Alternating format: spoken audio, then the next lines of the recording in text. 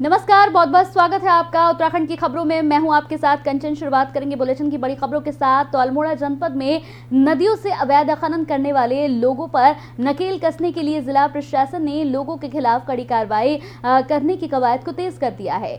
बता दें कि तहसीलदार ने बताया कि कोसी सवार शेराघाट की नदियों से अवैध खनन करने की शिकायत मिलने के बाद छापेमारी का अभियान लगातार चलाया जा रहा है। इस दौरान जेसीबी पोकलैंड गाड़ियों को सीज कर खनन अधिनियम के तहत कार्रवाई कर मुकदमा दर्ज किया गया। आपको बताते चले कि इन लोगों के खिलाफ नोटिस भी जारी कर दिया गया है। तस्वीरें आप टीवी स्क्रीन पर देख रहे हैं। कई गाड़ियों को सीज किया गया।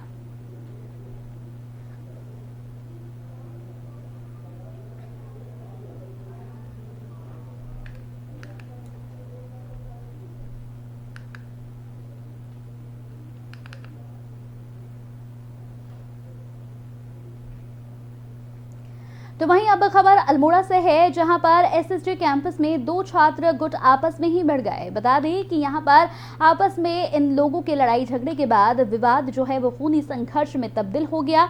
इस दौरान एक युवक ने दूसरे गुट के युवक पर धारदार हथियार से जानलेवा हमला कर दिया, जिसमें युवक गंभीर रूप से घायल हो गया, जबकि दो अन्य युवकों को चोटें आई हैं। बता दें कि यह घटना देर शाम की है। बताया जा रहा है कि एसएसजे परिसर में यहां पर फ्रेशर पार्टी के दौरान युवकों के दो गुटों के बीच ये आपस में झगड़ा हुआ। फिलहाल तीनों युवकों को बेस अस्पताल में उपचार के लिए भर्ती करा दिया गया और जो गंभीर रूप से घायल हुए हैं उन्हें हायर सेंटर रेफर किया गया।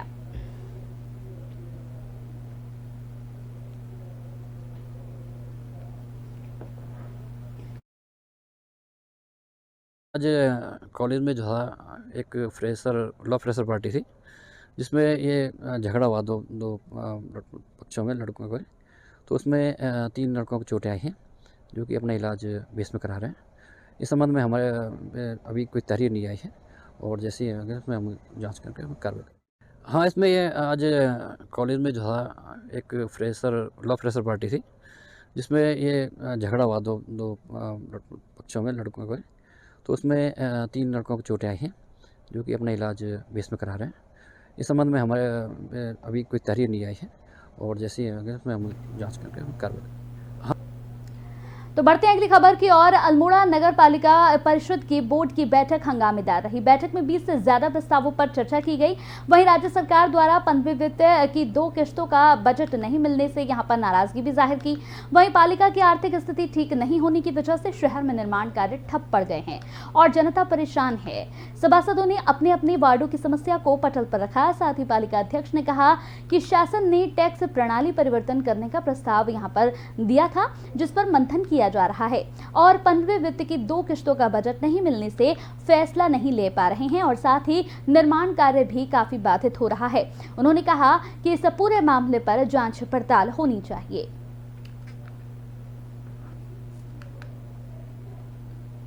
रही है और उसमें तमाम विषयों पर मंथन हो रहा है। अभी शासन के द्वारा एक निर्देश भेजा गया है कि जिसमें टैक्स प्रणाली में परिवर्तन करने की बात कही गई है, उसको बोर्ड के सामने रखा गया और उसमें अभी ईओ को निर्देश दिए गए हैं कि उसकी विशेष विस्तृत रूपरेखा तैयार करके अगली मीटिंग में उसको रखा जाए। और जहाँ तक निर्माण कार्यों का सवाल है, निर्माण कार्यों के लिए हमारे पास कोई पैसा नहीं है। शासन को हम कई पत्र भेज चुके हैं। 15वें वित्त का पैसा जो अप्रैल 2022 में आ जाना चाहिए था, वो आज की तारीख तक नहीं आया है। बैठक तो वहीं अल्मोड़ा नगर पालिका प्रदेश की यहां पर पर्वतीय क्षेत्र की सबसे पुरानी नगर पालिका है, जिसको 1864 में बनाया गया था, पर आज तक इसका क्षेत्रफल उतना का उतना ही है। जबकि आपको बता दें कि कई सालों से मांग चली आ रही है कि इसको रिनोवेट किया जाए, लेकिन अभी तक इस पर कोई ध्यान नहीं दिया गया।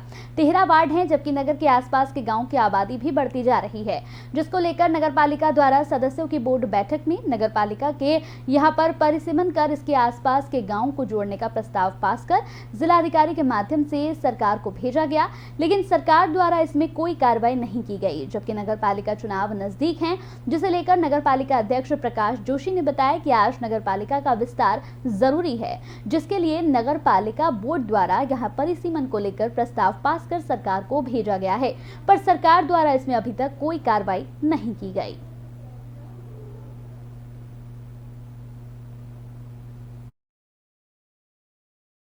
परिसीमन का जो प्रस्ताव पालिका के द्वारा भेजा गया था वो सरकार के लगातार 2-3 बार सरकार का जो निर्देश हमें मिला था उसके तहत ही वो प्रस्ताव भेजे गए थे।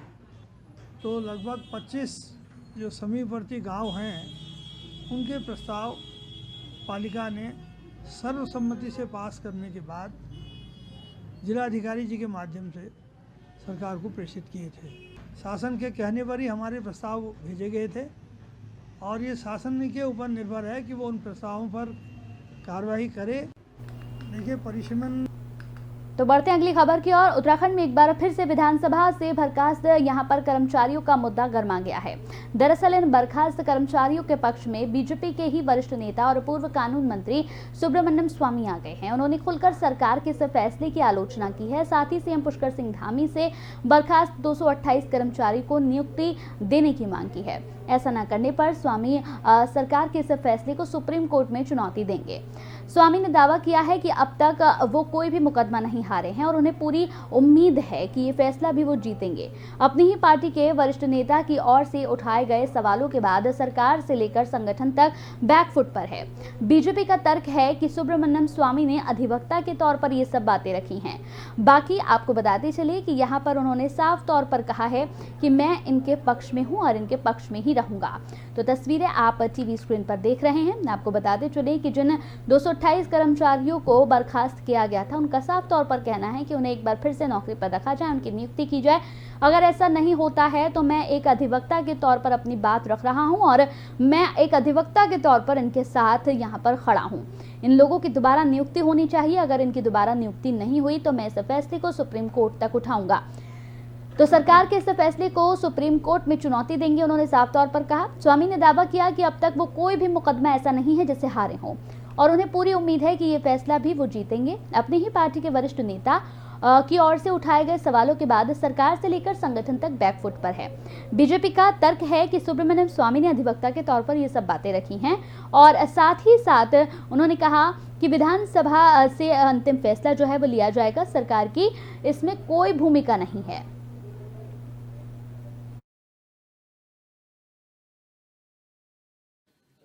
सुब्रमण्यम स्वामी जी विद्वान अभिवक्ता हैं, अधिवक्ता हैं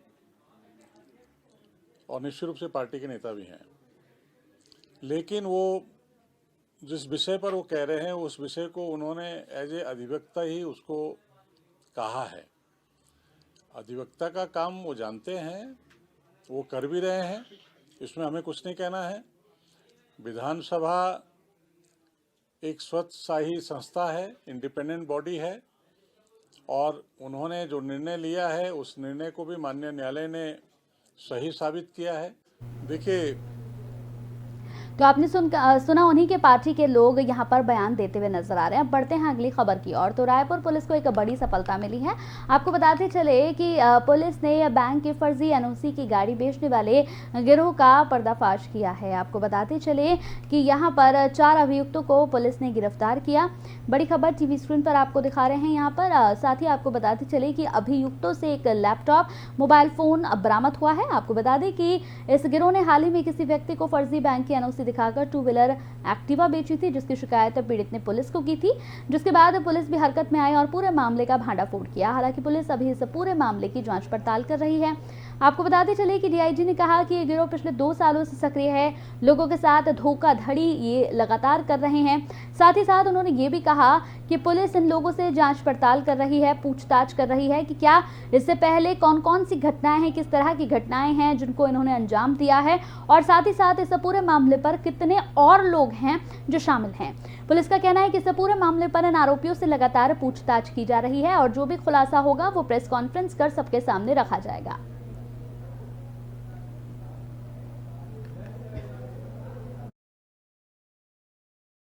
इन्होंने गैंग बनाया था जिसमें जो जैसे जो तमाम जो बैंक होते हैं उन बैंकों के माध्यम से जैसे फाइनेंस होकर के जो गाड़ियाँ खरीदी जाती हैं, यदि मालिक ने अगर टाइम से जो ईएमआई होता है अगर पेमेंट नहीं कर रहा हो तो ये रिकवरी एजेंट के माध्यम से फिर गाड़ी को खींच कर ले जाते हैं। तो त्रिशक्ति एक रिकवरी एजेंट है, उसमें ये चारों लोग काम करते थे और इन्होंने वो लेकर के फिर फर्जी तौर पर जो है उसका एनओसी बना करके जो पुराना जो डॉक्यूमेंट है उसको फिर आरटीओ ऑफिस में ले जा करके फिर ओरिजिनल डॉक्यूमेंट बना करके फिर उसको तो दिल्ली के उप मुख्यमंत्री और शिक्षा मंत्री मनीष सिसोदिया की गिरफ्तारी को लेकर आम आदमी पार्टी के कार्यकर्ता आक्रोशित थे, नाराज हैं। आज मनीष सिसोदिया की गिरफ्तारी को लेकर हल्द्वानी में आम आदमी पार्टी ने यहां पर उनके कार्यकर्ताओं ने केंद्र सरकार का पुतला फूंका और नारेबाजी भी की। आम आदमी पार्टी के प्रदेश संगठन सचिव हैं अमित टीकू ने, जिन्होंने साफ तौर पर यहां पर अपनी नाराजगी जाहिर की, नारेबाजी करते हुए नजर आए। उन्होंने कहा कि देश के अंदर केंद्र सरकार जिस तरह से तानाशाही रवैया अपना रही है वो गलत है। उन्होंने कहा कि लंबे समय से सीबीआई और ईडी अपने अपने तरीके से मनीष सिसोदिया के घर छापेमारी कर रही थी, लेकिन कोई सबूत नहीं मिल रहा था और आखिरी में तानाशाही रवैया अपनाकर मनीष सिसोदिया की गिरफ्तारी कर ली गई। आम आदमी पार्टी के कार्यकर्ताओं ने ये मांग की है कि मनीष सिसोदिया की रिहाई जल्द से जल्द की जाए, नहीं तो केंद्र सरकार की तानाशाही रवैया के खिलाफ आम जनता में आक्रोश, नाराजगी पनप रही है, जिसका खामियाजा ये होगा कि तानाशाही वाली सरकार को जनता उखाड़ फेंकेगी। तो इस तरह के बयानबाजी यहाँ पर वो करते हुए नजर आए। टीवी स्क्रीन पर आप देख रहे हैं, यही हैं जिन्होंने बयान दिया है। उन्होंने कहा कि मनीष सिसोदिया को छोड़ देना चाहिए, रिहा कर देना चाहिए। और जिस तरह से लगातार यहाँ पर नाराजगी और गुस्सा लोगों का बढ़ता जा रहा है आम आदमी पार्टी के कार्यकर्ताओं का, उनका कहना है कि अगर इसी तरह से सब कुछ चलता रहा तो बहुत जल्दी ये तानाशाही जो सरकार है इसको उखाड़ कर फेंकने का काम किया जाएगा। तो अपने अपने तरीके से मनीष सिसोदिया के घर पर सीबीआई ईडी छापेमारी कर रही थी। इनका कहना है कोई सबूत लेकिन नहीं जुटा पा रही थी। आखिर में तानाशाही रवैया अपनाकर मनीष सिसोदिया की गिरफ्तारी की गई। आम आदमी पार्टी के कार्यकर्ताओं ने मांग की है कि मनीष सिसोदिया की रिहाई जल्द से जल्द की जाए, नहीं तो केंद्र सरकार की तानाशाही रवैया के खिलाफ आम जनता में जो नाराजगी है वो यहाँ पर बढ़ जाएगी, खामियाजा भुगतना पड़ेगा सरकार को। और जिस तरह से ये तानाशाह रवैया सरकार अपना रही है, इस सरकार को उखाड़ के फेंकने का काम भी जनता ही करेगी।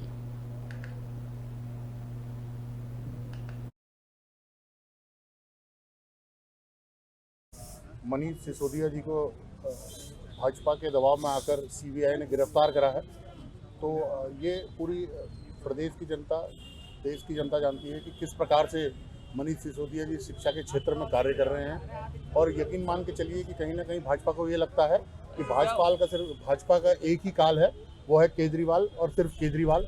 इस वजह से वो इस तरह की अभद्र व्यवहार जो है राजीव लोचन सिसोदिया जी को जिस तरह से सीबीआई ने गिरफ्तार किया है, इतनी रेड ईडी और सीबीआई की पड़ी, उसके बाद भी कोई ऐसे तथ्य नहीं मिले और झूठे केसों में फंसा के जिस तरह से कल कार्रवाई की है, तो आम आदमी पार्टी कार्यकर्ताओं में बहुत रोष है और पूरे देश भर में एक हम लोग प्रदर्शन कर रहे हैं। और हमारी मांग है कि कि मनीष सिसोदिया जी को शीघ्र से शीघ्र रिहा किया जाए। सिसोदिया तो वहीं अब खबर हल्द्वानी से है। हल्द्वानी में अवैध निर्माण के खिलाफ जिला विकास प्राधिकरण ताबड़तोड़ कार्रवाई कर रहा है। बता दें कि अवैध निर्माण को ध्वस्त करने का काम तेजी से किया जा रहा है। वहीं दूसरी ओर बड़े बड़े यहाँ पर कमर्शियल भवनों को उनकी पार्किंग की व्यवस्था किए जाने को लेकर नोटिस भी दिया जा रहा है। हल्द्वानी के मटर गली में यहाँ पर व्यायामशाला है, जो 4 दुकानें हैं उन्हें भी यहाँ पर तोड़ा जा रहा है। टीवी स्क्रीन पर तस्वीरें भी हम आपको दिखा रहे हैं। आपको बताते चलें कि यहाँ पर कमर्शियल जो लगातार बन रहे हैं, जो पार्किंग व्यवस्था करने का नोटिस भी यहाँ पर जारी कर दिया गया, लेकिन उसके बाद भी लोगों को यहाँ पर समझ नहीं आ रहा है। लिहाजा अब उनके खिलाफ सख्त से सख्त कार्रवाई की जाएगी।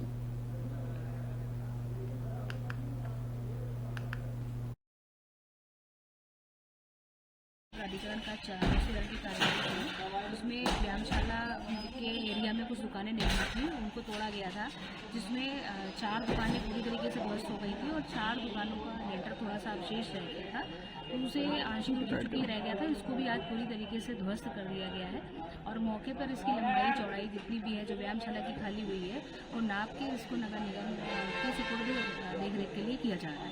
कार्रवाई की जा रही है। देखिए, अभी जो व्यायामशाला के एरिया में जो दुकानें थी, उनमें प्राधिकरण का चालान और पुष्टिकरण की कार्रवाई की।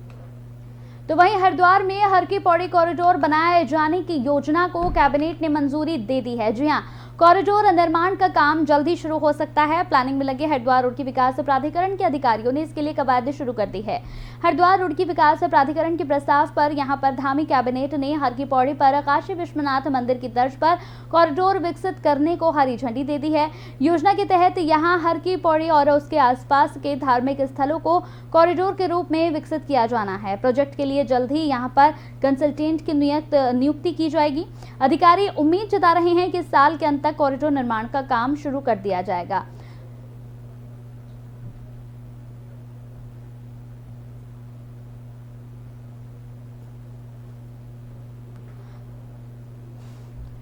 तो टीवी स्क्रीन पर आप तस्वीरें देख रहे हैं। आपको बता दें कि यहां पर कॉरिडोर बनने को स्वीकृति मिल चुकी है। टीवी स्क्रीन पर तस्वीरें भी हम आपको दिखा रहे हैं। आपको बताते चले कि कॉरिडोर का काम जल्द ही शुरू कर दिया जाएगा। साथ ही साथ आपको बताते चले कि हरिद्वार रुड़की विकास प्राधिकरण के अधिकारियों ने इसके लिए कवायद शुरू कर दी। कुल मिलाकर इस हरिद्वार हर की पैड़ी कॉरिडोर में ये 5 प्रोजेक्ट्स पर काम होना है, जो मोटे मोटे तौर पर भी इसकी गाइडलाइन बनी है। उसमें हर की पैड़ी का हमारा क्षेत्र है, कनखल का क्षेत्र है, और जिसमें सती कुंड और सन्यासी रोड भी आती है। भूपत वाला का क्षेत्र है भारत माता मंदिर का, और साथ ही मनसा देवी का और चंडी देवी का। इन सभी को विकसित करने का एक योजना इसमें तैयार हो रही है।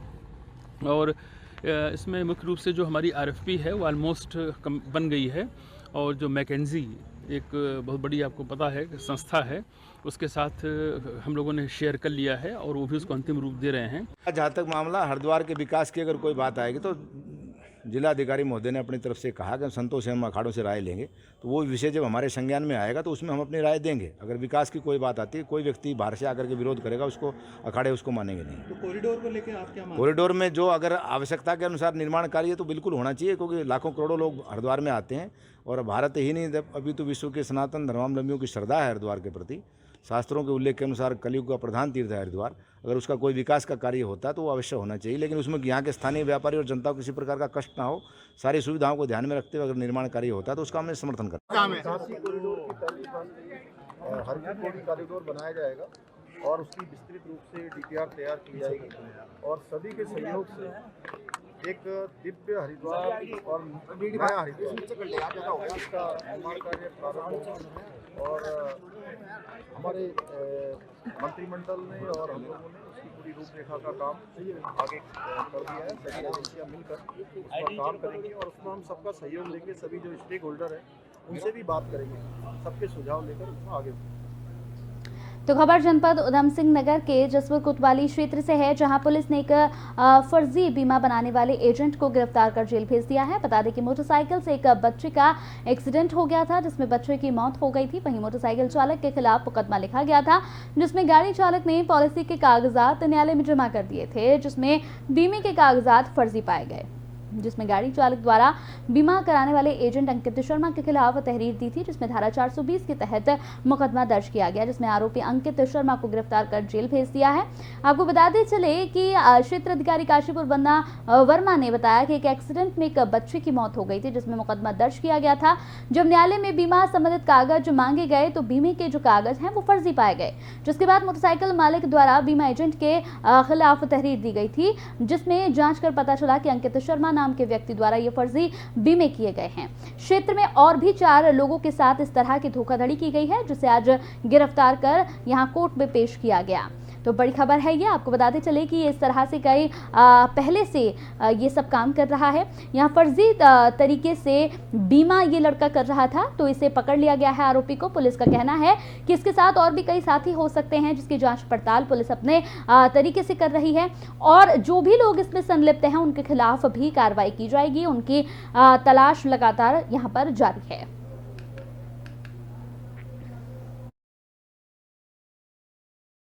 चला कि जो बीमा से संबंधित जो पेपर्स हैं वो फर्जी तरीके से तैयार किए गए थे, और इसके आधार पर इसमें पुनः जो इस मुकदमे के जो नामजद आरोपी थे उनके द्वारा एक अन्य मुकदमा लिखवाया गया था, जिसमें जो फर्जी बीमा उन्हें जो दिया गया है वाहन का, उसके बारे में था। इस मुकदमे की विवेचना करते हुए इसमें ये प्रकाश में आया कि एक अंकित कुमार नाम का ये युवक है, जो कि इस प्रकार से इसने फर्जी बीमे उपलब्ध कराए हैं, और क्षेत्र में अन्य 3-4 और लोगों के साथ भी इसने यही धोखाधड़ी करी है। और इसकी वेरिफिकेशन होने के बाद इसमें कूटरचित तरीके से इसमें जो भी इसने जो कूट रचना करके जो भी कागज़ तैयार किए हैं उसकी हमने इसमें धाराओं की वृद्धि भी करी है। चेक अब खबर जनपद उधम सिंह नगर के जसपुर कोतवाली क्षेत्र के गांव गुलर गोजी से है, जहां गांव में पूर्व प्रधान ग्राम यहां पर युवा कांग्रेस के राष्ट्रीय महासचिव नईम अहमद आरोपी पिछले काफी लंबे समय से फरार चल रहा था, जिस पर कई धाराओं के तहत मुकदमा दर्ज है। वहीं पुलिस ने आज उसे गिरफ्तार करने में कामयाबी हासिल की। आपको बताते चले कि आरोपी काफी समय से यहां फरार बताया जा रहा था। उसकी संपत्ति को भी कुर्क करने के आदेश दे दिए गए हैं। बड़ी खबर टीवी स्क्रीन पर आपको दिखा रहे हैं। पुलिस को ये बड़ी सफलता हासिल हुई है। साथ ही आपको बताते चले कि आरोपी की तलाश पुलिस काफी लंबे समय से कर रही थी। काफी लंबे समय के बाद आरोपी को गिरफ्तार किया गया। साथ ही आरोपी की जो भी संपत्ति है उसे कुर्क करने के आदेश भी दे दिए गए, जिसके बाद पुलिस प्रशासन उसके घर पहुंचा और उसके घर के बाहर यहां पर पोस्टर भी चिपका दिया। साथ ही आपको बताते चले कि इस पूरे मामले पर पुलिस का कहना है कि अगर इस तरह की कोई भी कार्रवाई की जाएगी तो यहां उसकी संपत्ति को कुर्क जरूर किया जाएगा।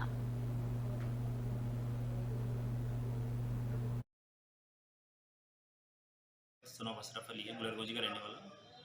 इसके खिलाफ कोतवाली जसपुर में एक 420 67 का मुकदमा है, जो काफ़ी दिन से लगातार फरार चल रहा था, जिसमें पुलिस द्वारा इसके खिलाफ 82 का नोटिस प्राप्त किया और उसकी तामीलियात की गई है। जो नियमानुसार कार्रवाई होती है कार्रवाई अमल में लाई गई है।